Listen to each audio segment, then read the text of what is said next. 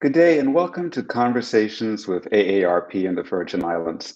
I'm Troy Deshabir Schuster, State Director of AARP in the Territory, and as always, it's a pleasure being with you to bring you very important information to help you to choose how you live as you age. Studies have shown that most people say they want to be in control of their own health care.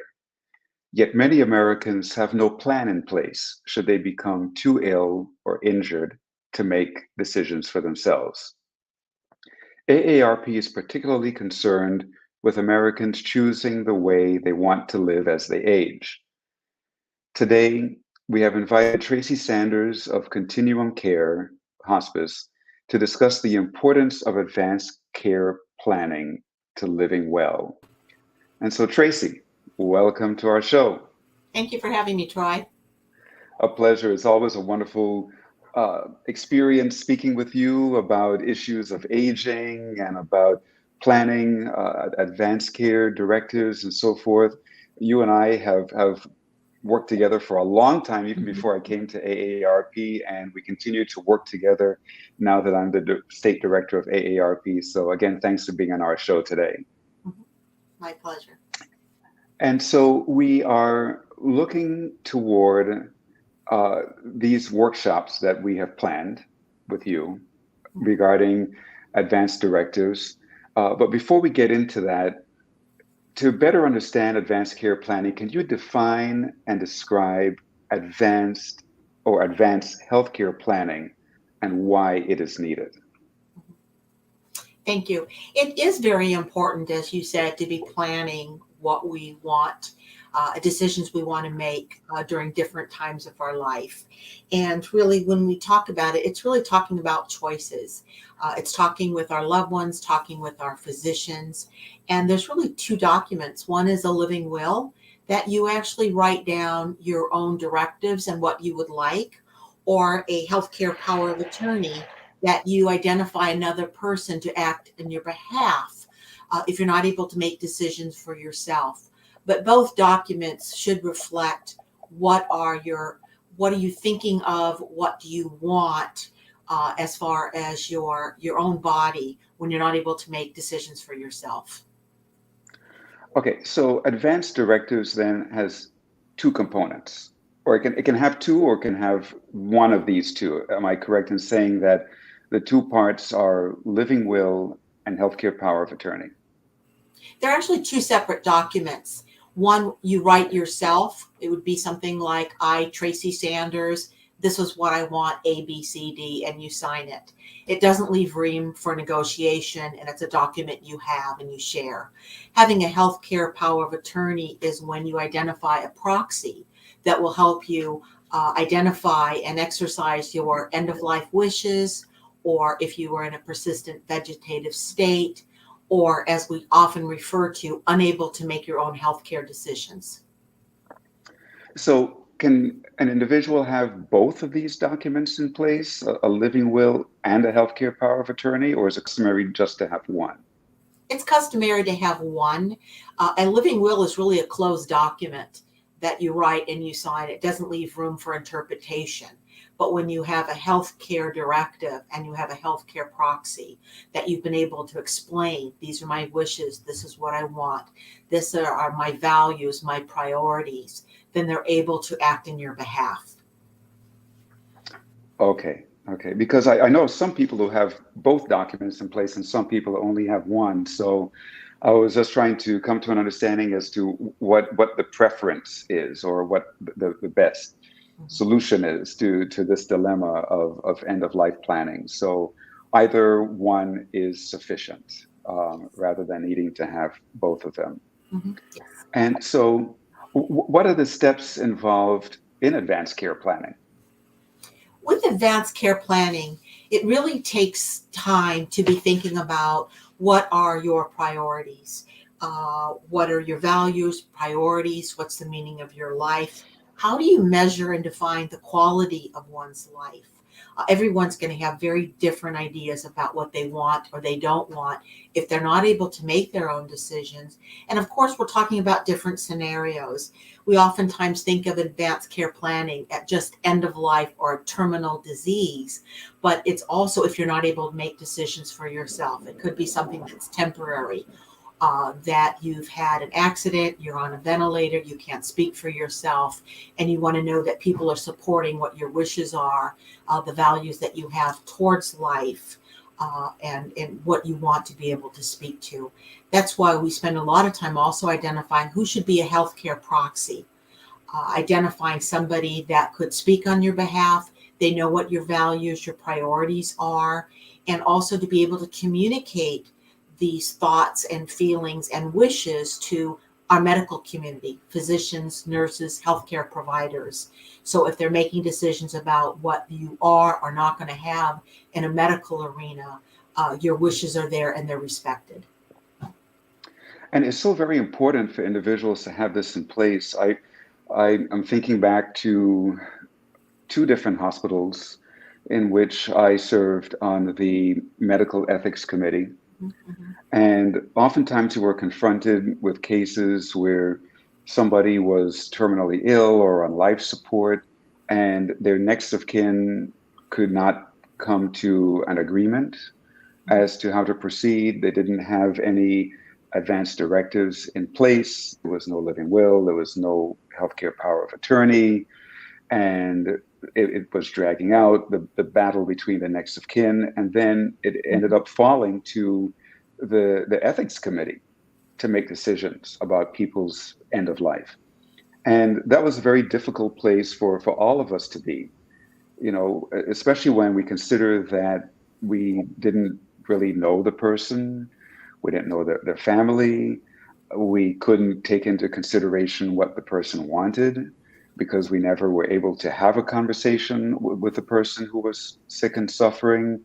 And we just had to go on the sheer science and make a decision about somebody's end of life. And it's a heavy burden to be on such a committee, a really, really, really heavy burden to make a decision about somebody's end of life. So from my perspective, having been on these committees and having been put in a position where I've had to make these decisions along with a committee of healthcare providers, I really encourage people to make sure that you have a living will in place or a healthcare power of attorney so that your decisions can be followed rather than hospital committee or in some cases even the Department of Human Services making a decision about your end of life.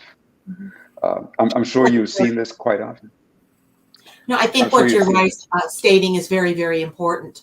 When you ask someone else to make the decision, you are impersonalizing it because they're trying to imagine if they were in your position.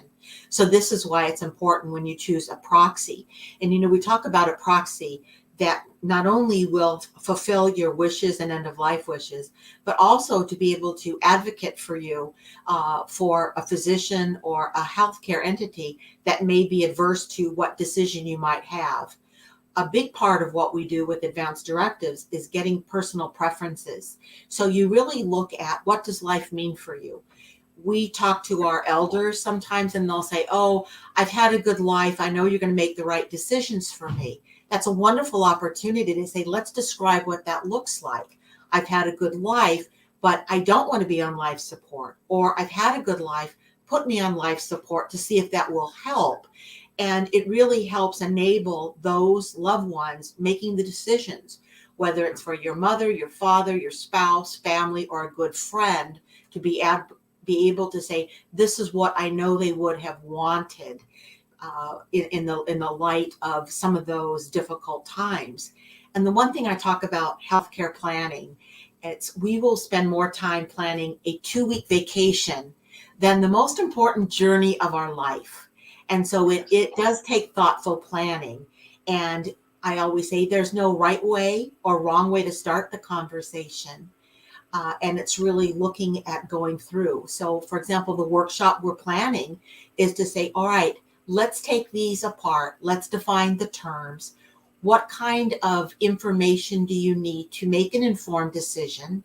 We have to describe the definitions. Many of us in healthcare, we have alphabet soup, we have acronyms, we use all these terms, but we have to reduce it to a level that someone can understand and say, yes, I understand.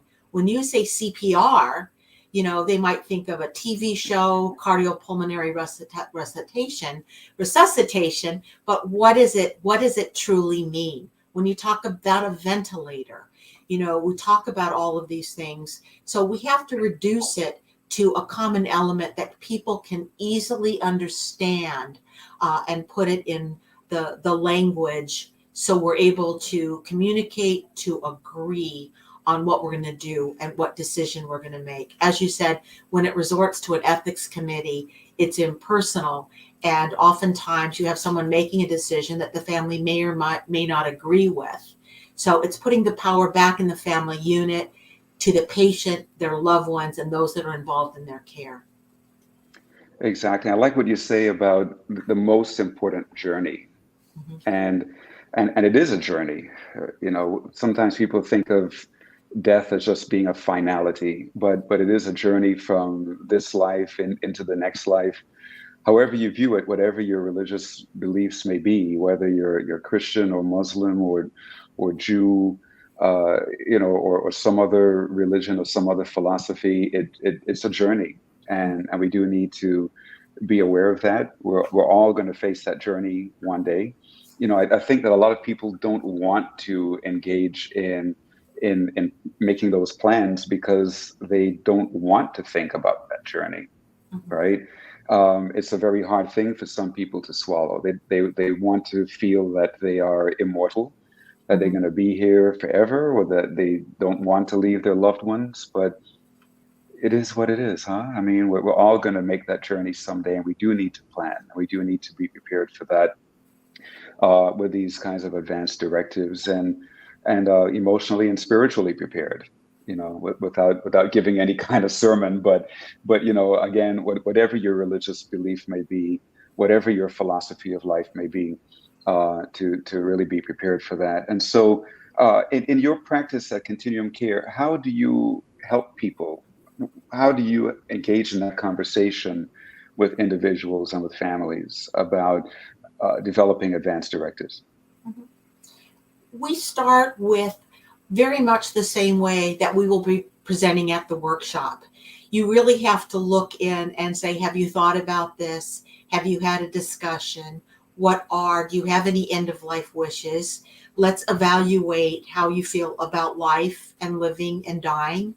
What are your spiritual thoughts? What are your philosophies of living? And I think the common situation we run into, not only in hospice, but you hear it all the time. And even being a nurse with my own mother, she said, Tracy, you'll make the right decision. They want to push it off on someone else. But it's a matter of saying, I care about you so much. Let's together make a decision, because it takes the burden off the decision makers, the loved ones, the family, to be able to say, Mom, what is it that you want?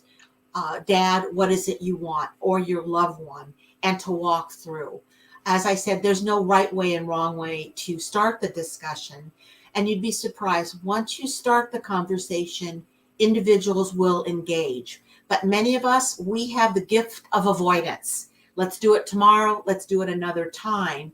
And unless you sit down and say, this is so important, it's so important that what you want, I want for you. And I don't want to be in a crisis situation where I'm nervous, I'm anxious, I want to make sure I'm making all the right decisions, where we know when you're stressed, the first thing we're thinking of is, I'm not thinking straight. So how can we sit down with our loved ones, siblings, extended family, so we're able to make this discussion?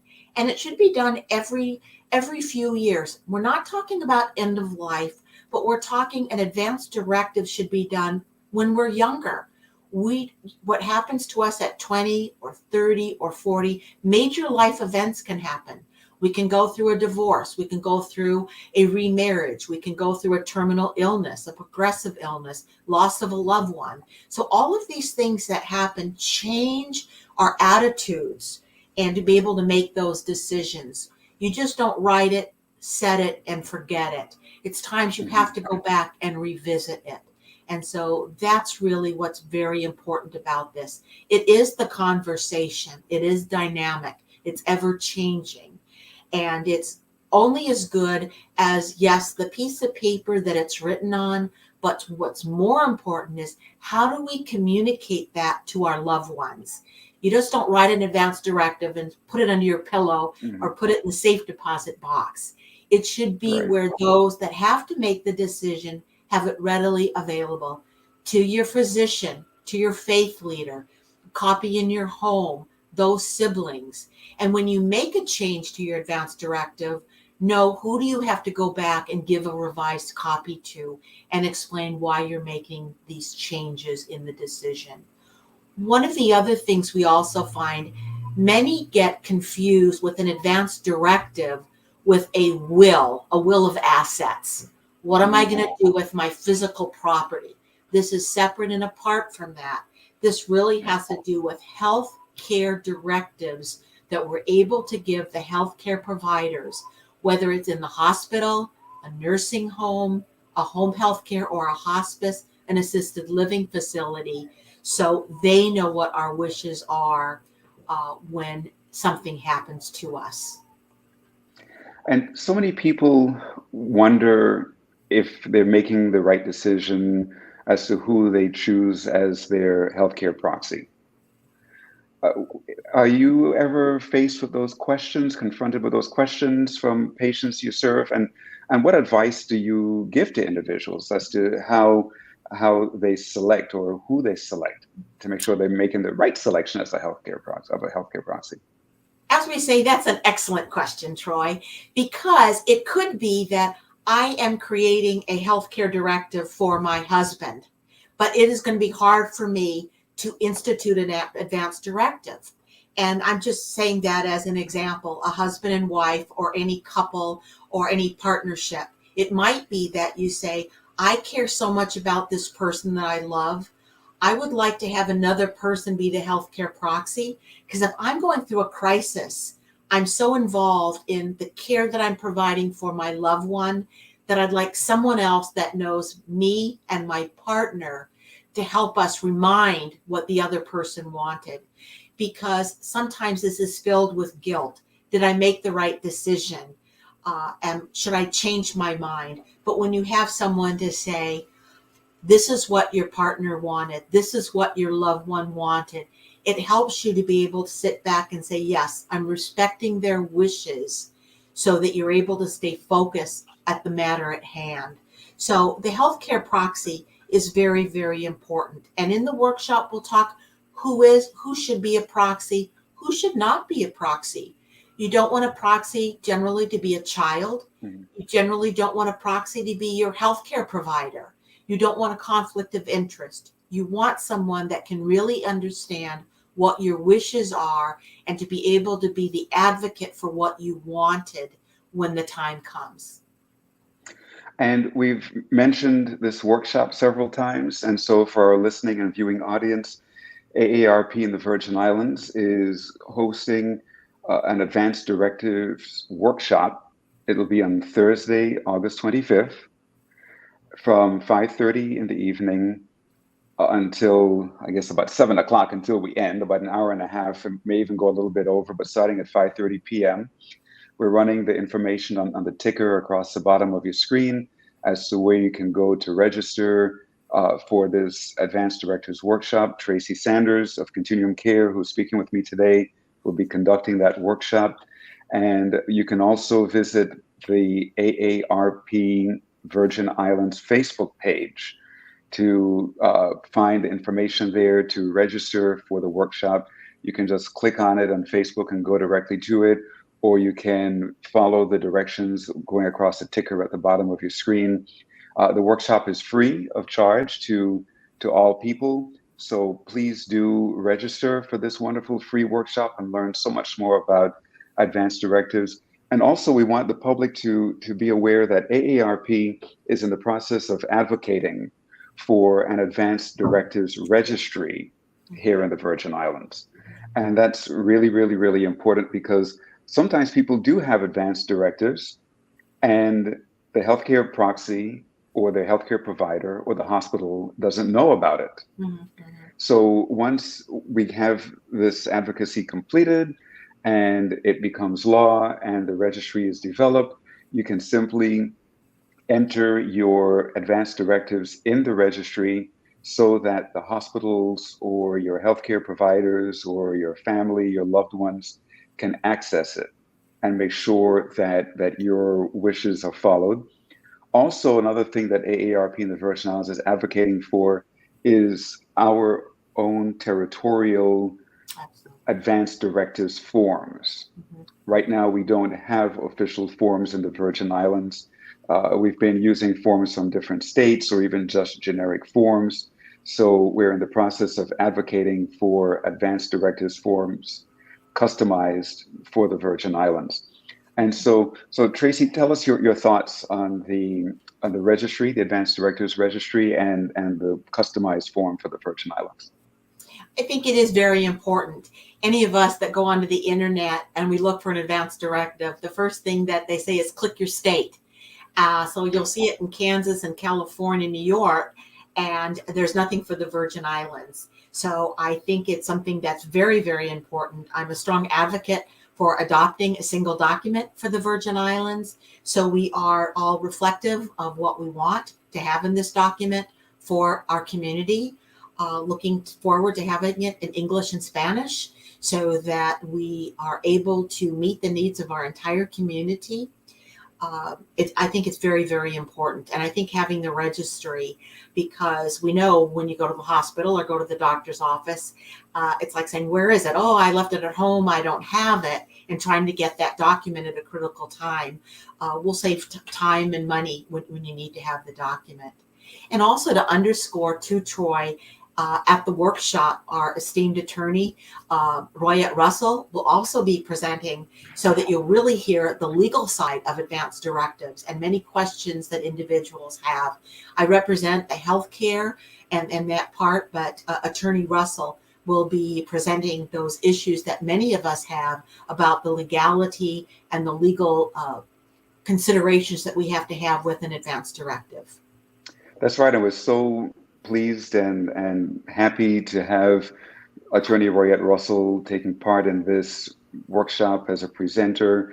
Very fine, well-respected attorney here in the Virgin Islands, and for several years she was the chief legal counsel of the Governor Wong F. Louis Hospital and Medical Center.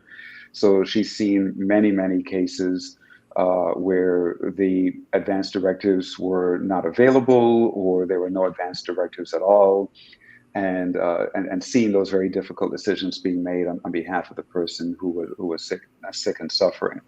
So we're really happy to have Attorney Royette Russell joining you, Tracy Sanders, in this wonderful advanced directive workshop that is coming up on August 25th, Thursday, August 25th at 5:30 p.m. And again, we're running the ticker across the bottom of the viewing screen. So you can go to our AARP.C events website or call the number 877-926-8300. And also one of the easiest ways to register is by going to AARP Virgin Islands Facebook page and simply clicking on the post where we advertise the workshop, and it'll take you right into CVent so you can register for this very important workshop. And we're looking forward to it. So Tracy, any final thoughts? We have about 3-4 minutes left, and how can people find more information on advanced directives? How can people get in contact with your office, perhaps for some more help? What information would you like the people to have? Sure. I think one of the closing thoughts I do want to share with the viewing and listening audience is, although it can be a painstaking process to go through, there's nothing more fulfilling that when you've advocated for somebody you love and you make that decision and you realize it's something that that individual participated in, it takes a lot of the burden off of you. And that's something that, as we say, is really priceless when you're talking about a crisis situation. For us, we have an advanced directive in English and Spanish. It is on our website, which is www.ccivi.com. You're welcome to call either our St. Croix office or our St. Thomas office. Let us know what your email address is, or come by and pick up a document. Again, we have it in English and Spanish. And we also have some of the supporting documents that help you explore personal preferences, what needs to be included or thought about to have a proxy, a definition of the terms, and some sample language. Sometimes it's like you just don't know where to start. So I would really, again, underscore participation in the workshop. And if you missed the workshop, please give us a call at Continuum Care. As I've shared, I've been an advocate for advanced directives. We're very willing and able to sit down with individuals or small groups or larger groups to put a workshop so that individuals can fill it out. Wonderful. And I'm here looking at some of the questions coming in through Facebook.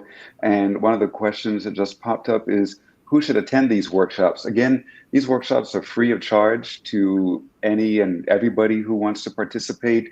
At AARP, yes, we do focus on the 50 year of age and older population, but these workshops are open to people of any age over the age of 18. So even if you're 18 and you're the caregiver for a parent or for a grandparent, please do register, come and learn, and go home and talk to your parents about it, talk to your grandparents about it. It's open to everybody, regardless of age. But please do come and participate before you are in need of an advanced directive, because then it's probably a bit too late, right? So for every and anybody, and you're never too young to have advanced directives. You're never too young. You know, you could be 5 years old and have advanced directives. In that case, it'll be your parents, really.